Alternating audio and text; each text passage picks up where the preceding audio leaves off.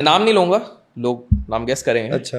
तो दो भाई हैं, दो भाई में से एक भाई को लोगों ने सोचा कि हवाले निकल गए, लेकिन आज से 2 साल पहले मैंने एक पॉडकास्ट में, जो लोग रेगुलर सुनते हैं, मैंने एक चीज कही थी कि उनका कमबैक होगा, आप देख लो, और कमबैक हो रहा है इस बार। जो छोटा भाई डूब चुका था। छोटा जो डूब चुका था, ठीक है। क्या हो रहा है? तो बेसिकली क्या हो गया है कि भाई छोटे भाई, जब विभाजन हुआ था 2005 में, बेसिकली जो हिंदू सक्सेशन एक्ट होता है, सक्सेशन एक्ट के अकॉर्डिंग उनके पिताजी, दोनों भाइयों के पिताजी प्रॉपर्टी को उस हिसाब से डिवाइड करके नहीं जा पाए थे, तो जिसके चक्कर में बहुत बड़ा बवाल हुआ था। फिर माताजी को बीच में आना पड़ा और माताजी ने डिसाइड किया कि भैया XYZ चीजें इसके पास रहेंगी, XYZ चीजें दूसरे भाई के पास रहेंगी। जो कैपिटल इंटेंसिव चीजें थी, जिसमें डेट बहुत ज्यादा लगेगा लेकिन फ्यूचरिस्टिक थी, एनर्जी हो गया, टेलीकम्युनिकेशन हो गया, वो दिया गया छोटे भाई को, और बाकी पेट्रोकेमिकल्स ये दिए गए बड़े भाई को। और उस पॉइंट पे लोग वाउच कर रहे थे कि छोटा ज्यादा अच्छा जीतेगा क्योंकि उसके पास फ्यूचरिस्टिक कंपनीज थी। लेकिन एक कॉन्ट्रैक्ट ऐसा बनाया गया था कि एक डिकेड तक दोनों भाई एक दूसरे के बिजनेस में नहीं घुसेंगे। दूसरे भाई ने वेट किया 2014, 15, 16 का, और फिर कर दिया। वो जैसे ही खत्म हुआ वो चीज कर दिया, तैयारी चालू थी। तो पॉइंट ऐसा था कि सबको लगा कि बैंकरप्सी फाइल हो गई, बैंकरप्सी फाइल भी हो गई थी, काफी मुश्किलें हो गई थी, जिसमें कि बड़े भाई ने आके कहीं ना कहीं इनको निकालने का प्रयत्न किया और सही टाइम पे बच गए, क्योंकि इनकी एक बाहर की एक कंपनी थी जिससे कर्जा लिया, और तो उन्होंने कहा था भैया हमारे 300 करोड़ अगर नहीं दिए तो तुमको निपटा देंगे। एक बैंक से लोन लेके इन्होंने वो सर्विसेज ली थी, उसी बैंक से बड़े भाई को लोन मिला कम रेट ऑफ इंटरेस्ट पे, और उसी लोन से इनको बचा लिया गया। अच्छा, साइकिल बना दी बस। तो मतलब बढ़िया चीज है, मतलब वही बैंक एक भाई को लोन नहीं दे रही थी, वही बैंक कम इंटरेस्ट में दूसरे भाई को दे रही, वही सेम कंपनी को पे करने के लिए। तो अब सीन ये हो गया कि इनकी जो 6-7 बढ़िया वाली कंपनी थी, एक टेलीकम्युनिकेशन की कंपनी थी, एक पावर की कंपनी थी, एक इंफ्रास्ट्रक्चर की कंपनी थी, इन्होंने तैयार किया अपने बेटों को कि भैया तुमको अब बागडोर आगे लेके जानी है। तो बेटों ने देख लिया भैया फ्यूचरिस्टिक क्या है, फ्यूचरिस्टिक 2 कंपनियां हैं, एक होता पावर, क्योंकि पावर का क्रेज आगे चल ही रहा है हर जगह पे, और दूसरा इनका इंफ्रा की एक कंपनी थी। इंफ्रा ऑलरेडी कर्जे में थी, लेकिन इनके नेगोशिएशन स्किल्स इतने बढ़िया थे कि इन्होंने बहुत ही कम दाम में बहुत अच्छी डील्स ली, उसको काफी अच्छे मार्जिन पे बेचा, और with in the last 3-4 years उसको प्रॉफिटेबल बना दिया इंफ्रा को। ये छोटे भाई के बच्चों की बात कर रहे हैं? बच्चों की बात है, छोटे भाई गाइड कर रहे हैं बच्चों को, बच्चे क्योंकि they are the future leaders, उनको उस चीज से लेके गए।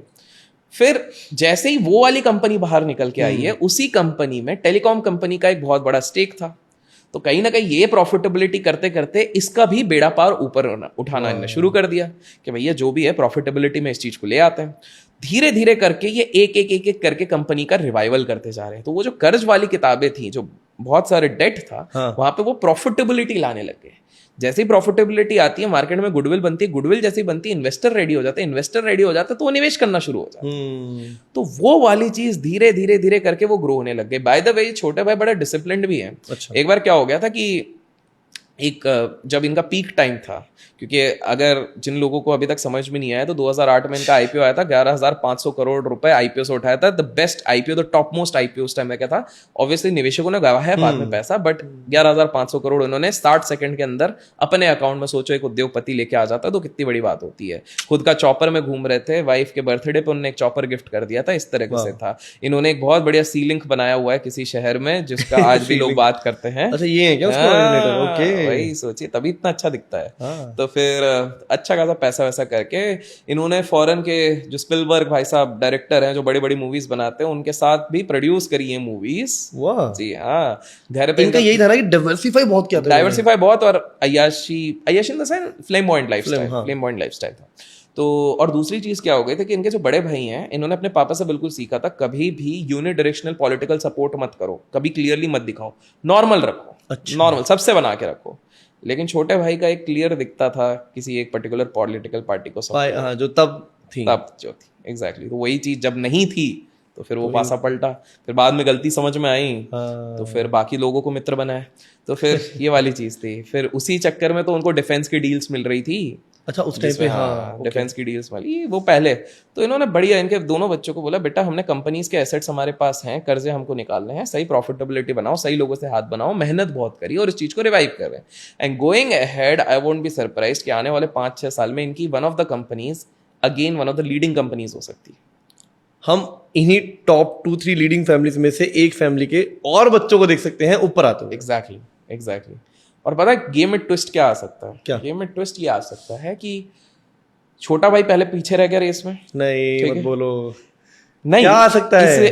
ट्विस्ट क्यों आएगा आप ये सोचो, इतने जल्दी नहीं, ये 12-15 साल का देख रहे हैं, लेगा। क्योंकि कंपटीशन क्या होगा, बच्चों के बीच में होगा ना, भाई भाई तो रिटायरमेंट लेंगे, रहेंगे नहीं है वो, क्योंकि पता है बड़े भाई की कंपनी में एक चीज हो गए थे, बड़े भाई की कंपनी में आज से 1-2 साल पहले जब वो इन्होंने डिसाइड किया कि एक बेटे को हम मेन पोस्ट पे लगा देंगे जिसने सारी चीज क्वालिफाई कर ली था, 7 साल का रिकॉर्ड हो गया था, सारी चीजें हो गई थी, तो जो HNI इन्वेस्टर्स थे, FIIs थे, उन्होंने बोला कि नहीं भाई ये नहीं चलेगा, हमको अभी ये नहीं चाहिए, कन्विक्शन नहीं आ रहा उस पे। हाँ, तो बेसिकली चाहते तो घर की कंपनी है, वो सब माल डोल करके कर सकते थे, लेकिन स्मार्ट है, तो पापा को समझ में आया कि ये बेटों को और तैयार करना पड़ेगा, क्योंकि ट्रस्ट नहीं आया है अभी तक।